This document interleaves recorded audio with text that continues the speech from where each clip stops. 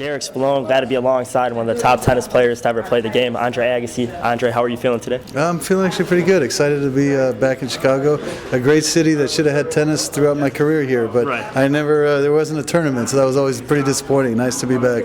Yeah, how many times did you get the opportunity to come out here? I played here a few years ago with this event, more or less at the United Center, but again, they didn't have tennis here for a great sports town and a great city like Chicago. It was always a little disappointing on the tour not to be able to make a stop. Well, it's cool to have that experience right now. That leads into my first question. How fun has it been for you just being a part of this tour and competing alongside these fellow great tennis players? The thing that makes it fun is it's a different stage in life where you can really take it in, enjoy it, embrace it. Also, it makes it achievable having an event sort of hosted in one night like this, because it doesn't keep you away from your family too long, and it keeps the balance of your life in order, and makes you even enjoy it that much more. Especially getting back together with guys you spent decades with is it's pretty fun. Yeah, and it's got to be a great feeling seeing the continued rise in the popularity and demand for the sport of tennis, not only through this event, but just throughout your career and all over the world.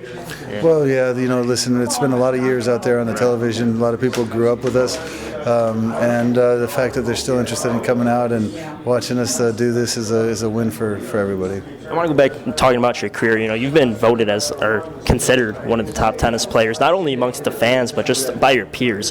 An 8-time Grand Slam champion, a U.S. Olympic gold medalist. But when you reflect back, what stands out the most in your mind about what you were able to accomplish and how you went about it? I think the thing that's probably impacted me, my life the most, and the thing I look back on most proud of, is sort of the bigger journey of it all. Going to number one in the world, falling to 141 in the world, and then climbing back to number one again. It really taught me a lot about myself, and allowed me to play this game deep into an age where I was able to really appreciate the moments. That perseverance and confidence within yourself to climb all the way back up there. With that said, what is your advice to the youth now in regards to goal setting and, no matter what they may face, that they could overcome it with hard work and dedication? Yeah, I would say on a daily basis, make goals that are tangible and achievable, and don't go to sleep until you accomplish it. Every day it's about getting better, and eventually you'll look up at a scoreboard and it'll reflect how well you made all those decisions every day. But set your goals tangibly, set them daily, and make them achievable. And just a few more questions for you. You became a professional tennis player at the age of 16 years old.